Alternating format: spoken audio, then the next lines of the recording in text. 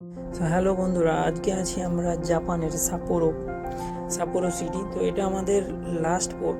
তো এশিয়া সিজনের পর আমরা চলে যাচ্ছি ডাইরেক্ট একদম আলাস্কা যাওয়ার আগে আমরা কানাডা হয়ে যাব।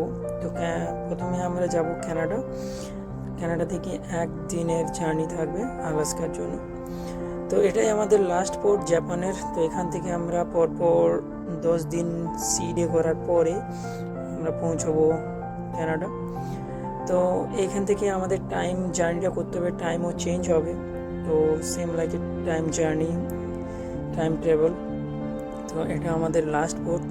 তো এরপরে আলাস্কার ভিডিওগুলো দেখার জন্য প্লিজ আমাকে ফলো করো আর প্লিজ লাইক করো।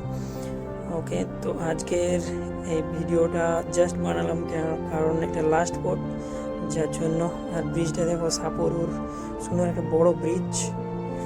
তো থ্যাংক ইউ গাইজ, আর সামনের ভিডিওগুলোতে দেখা হচ্ছে। ওকে।